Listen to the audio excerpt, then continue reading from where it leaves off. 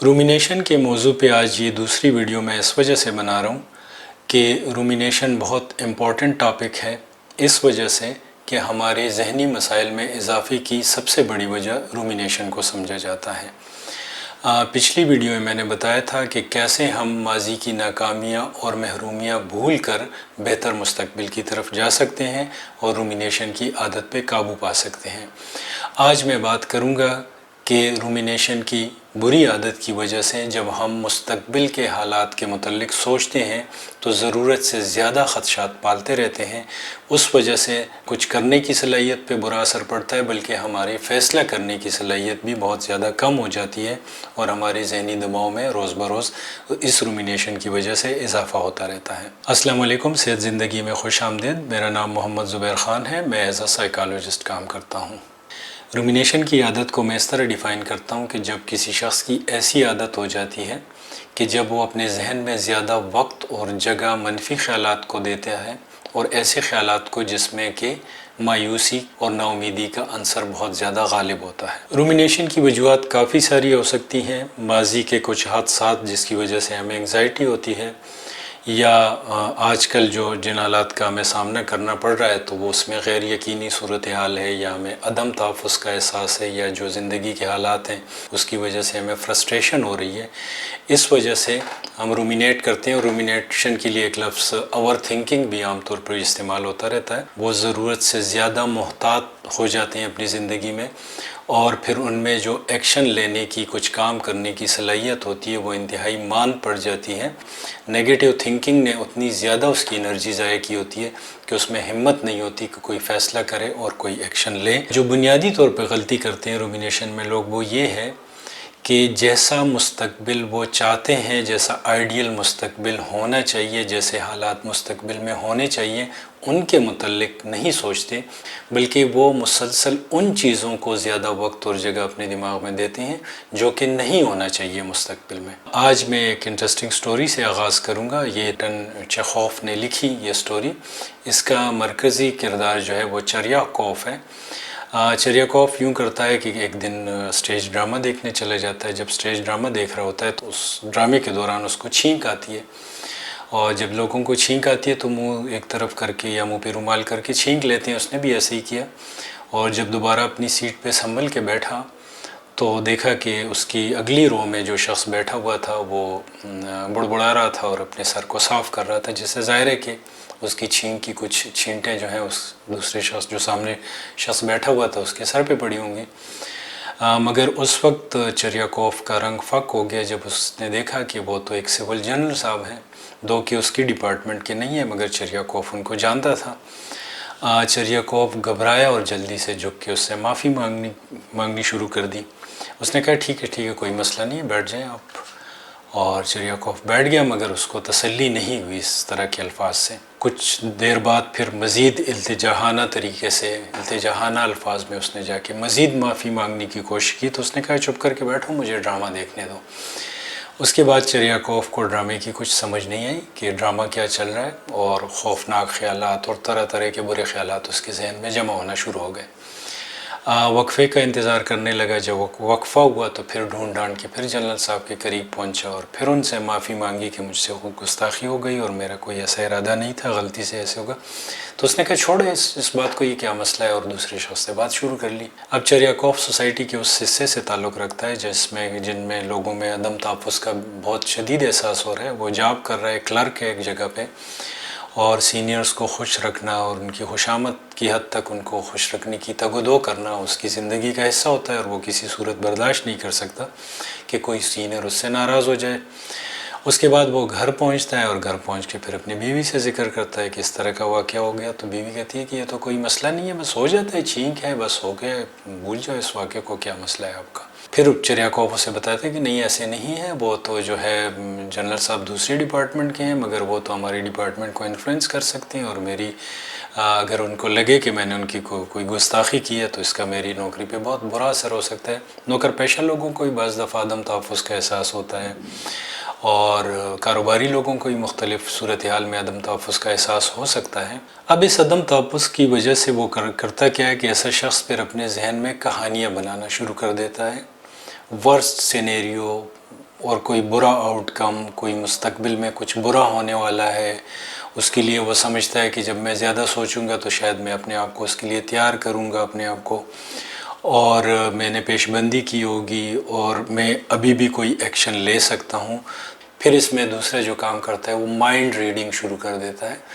وہ mind reading سے مطلب یہ کہ وہ جو اس کا خوف ہوتا ہے اور اس وجہ سے جو خیالات اس کے ذہن میں پیدا ہو رہے ہوتے ہیں، وہ جس شخص سے خوف زدہ ہوتا ہے وہ اس کے ذہن میں وہ تمام چیزیں ڈال رہا ہوتا ہے اور وہ سمجھتا ہے کہ وہ شخص ایسا ہی میرے متعلق سوچ رہا ہے. اب ظاہر ہے اس کی بیوی اسے کہتی ہے کہ یہ کوئی ایسا واقعہ نہیں ہے، مگر چلو اگر تم پریشان ہو تو پھر جا کے اس سے معافی مانگ لو. اب اگلے دن چریاکوف کیا کرتا ہے کہ وہ صبح حجامت بنا کے نئی وردی پہن کے دوبارہ جو ہے وہ جنرل صاحب کے پاس پہنچ جاتا ہے معافی مانگنے. وہاں اور لوگ بھی آئے ہوتے ہیں، یہ اپنی باری کا انتظار کرتا ہے، لوگ اپنے اپنے مسائل بتاتے ہیں جنرل صاحب کو، احکامات جاری کرتا رہتا ہے. جب اس کی باری آتی ہے تو اس سے پوچھتا ہے کہ بھئی آپ کون ہیں، کیا مسئلہ ہے آپ کو؟ تو یہ پھر وہی کہانی شروع کر لیتا ہے کہ کل مجھ سے تھوڑی سی گستاخی ہو گئی تھی جس کی وجہ سے آپ ڈسٹرب ہو گئے تھے، آپ ڈرامہ دیکھ رہے تھے تو میں اس وجہ سے وہ معافی مانگنے آیا. تو کہتے ہیں یہ کیا بات ہے، کوئی مسئلہ ہے کہ جس کے لیے تم آئے ہو معافی مانگنے؟ اور اس کو چھوڑ کے اگلے بندے سے بات شروع کر لیتے ہیں کہ بھئی آپ بتائیں آپ کا کیا مسئلہ ہے. اب چریاکوف کو اصولاً وہاں سے اٹھ جانا چاہیے، مگر جب لوگوں کو عدم تحفظ کا احساس ہوتا ہے تو انہیں پھر ایشورنس کی ضرورت ہوتی ہے. وہ چاہتے ہیں کہ اس سے ایکسپلیسٹ صاف لفظوں میں دوسرا شخص کہے کہ بھئی آپ کی کوئی غلطی نہیں ہے اور میں نے تمہیں معاف کر دیا. تو اس میں جب اس طرح کی انگزائٹی لوگوں کو ہوتی ہے اور رومینیشن کرتے ہیں تو وہ جو ہے پرسنلائزیشن کرنا شروع کر دیتے ہیں. چاہے کسی چیز میں ان کی غلطی نہ ہو مگر انہیں لگتا ہے کہ نہیں ان کا کام خراب ہو گیا تو اس میں ان کا کوئی قصور ہے، نہیں بھی ہے تو تب بھی انہیں حالات بہتر کرنے کے لیے معافی مانگنی چاہیے اور اس کے لیے اس کو ایشورنس چاہیے جنرل صاحب سے کہ وہ کہہ دیں کہ بھئی میں نے تمہیں معاف کر لیا چریاکوف، کوئی مسئلہ نہیں ہے، تمہاری کوئی غلطی نہیں ہے، تم چلے جاؤ. جب تک اس کو ایسے الفاظ نہیں ملتے وہ پریشان رہتا ہے. تو پھر کیا کرتا ہے کہ انتظار کرتا رہتا ہے. جب انتظار کرتا ہے تو آخر میں جب جنرل صاحب جگہ سے اٹھ کے جانے لگتے ہیں تو یہ پھر جا کے ان سے معافی مانگنا شروع کر دیتا ہے. جنرل صاحب کو غصہ آتا ہے، وہ کہتے ہیں کہ یہ کیا تم مذاق بنا رہے ہو اس بات کا، تم نے کوئی مذاق سمجھ لیا اس کو، اور دروازہ بند کر کے چلے جاتا ہے. اب چریاکوف گھر آتا ہے اور پھر جب گھر آتا ہے مزید پریشان، اور کبھی کہتا ہے کہ میں ان کو خط لکھوں گا، خط میں ان کو ایکسپلین کروں گا کہ اصل مسئلہ کیا ہوا ہے، اور مذاق کا تو میں سوچ ہی نہیں سکتا، میں آپ کے ساتھ مذاق کروں گا، یہ کیسے ہو سکتا ہے. اور پھر سارے جو منفی سینیریو ہے اور کہانیاں ہیں وہ ذہن میں اس کی گھومنا شروع ہو جاتی ہیں. اس نے جو نیگیٹو سینیریو بنائے ہوئے اس کے اندر پوری اس کی جو ٹریجک سین ہے وہ فٹ ہو رہا ہوتا ہے، اور اگر کوئی اس کو ریجیکٹ کرتا ہے، کوئی لاجیکل بیسس پہ اس سے بات کرتا ہے تو وہ شخص اس کو ریجیکٹ کرتا رہتا ہے. وجہ یہ ہوتی ہے کہ وہ کہتا ہے کہ اس شخص کو تو شاید پتہ نہیں ہے اس صورتحال کی نزاکت کا، اس کو پتہ نہیں ہے، اور مجھے پتہ ہے کہ یہ کیسے لوگ ہیں اور یہ کیا کر سکتے ہیں اور کس قسم کا یہ ایکشن لے سکتے ہیں. اب چریاکوف کیا کرتا ہے کہ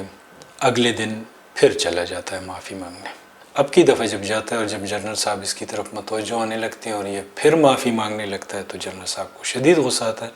وہ کہتے ہیں نکل جاؤ میرے آفس سے، دفع ہو جاؤ.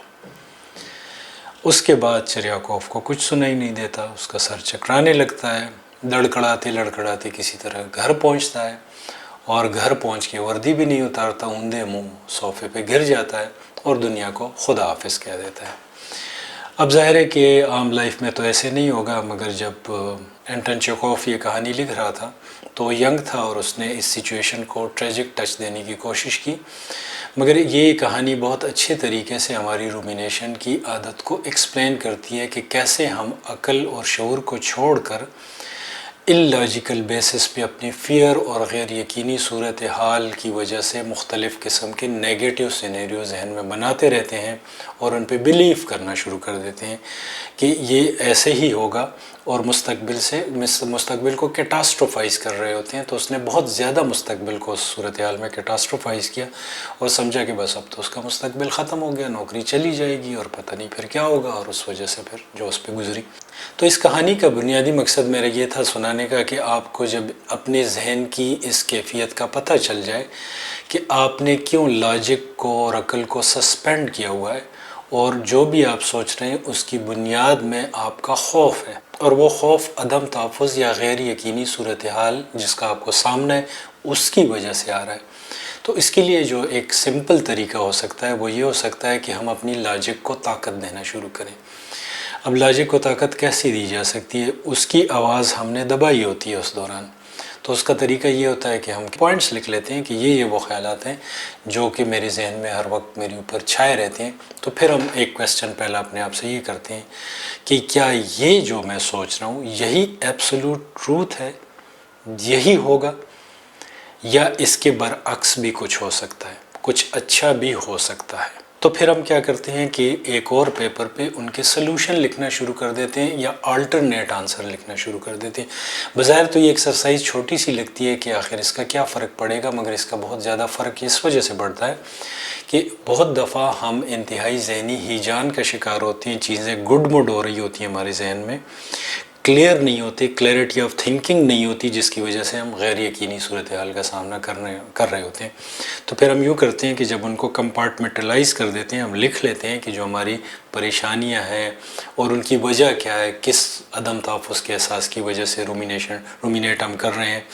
تو پھر جب ہم لاجیکل تھنکنگ شروع کر لیتے ہیں اور ان مسائل کا حل ڈھونڈنا شروع کر دیتے ہیں، تو اصل میں ہم کیا کرتے ہیں کہ اپنی جو لاجک کی آواز ہے جس کو ہم نے تھوڑی دیر کے لیے دبایا ہوتا ہے یا اس دوران اس کو ہم نہیں سن رہے ہوتے، اس آواز کو ہم بڑھا دیتے ہیں، یعنی اس کو ہم طاقت دینا شروع کر دیتے ہیں، اس کو سننا شروع کر دیتے ہیں۔ جب اس کو سننا شروع کر دیتے ہیں تو ہمارا انرشیا بڑھ جاتا ہے اور کچھ کرنے کی صلاحیت اور فیصلہ کرنے کی صلاحیت بھی بہتر ہو جاتی ہے۔ مزید اس پہ میں ویڈیو بناؤں گا جس میں اس کے مختلف اسپیکٹس کو میں ہائی لائٹ کروں گا۔ یہ ایک طریقہ جو ہے آج میں بتا رہا ہوں، باقی طریقے میں انشاءاللہ میں آپ کے ساتھ مزید جو ویڈیوز شیئر کروں گا اس میں بتاؤں گا کہ کیسے آپ رومینیشن کی عادت پہ قابو پا سکتے ہیں۔ بہت شکریہ اس پریزنٹیشن کو سننے کا۔ جیسے کہ میں نے شروع میں کہا کہ میں ایز اے سائیکالوجسٹ کام کرتا ہوں، تو اگر آپ کو کوئی ایسے ذہنی مسائل ہیں جن کے متعلق آپ کو رائے کی ضرورت ہے تو آپ نیچے دیے گئے نمبر پہ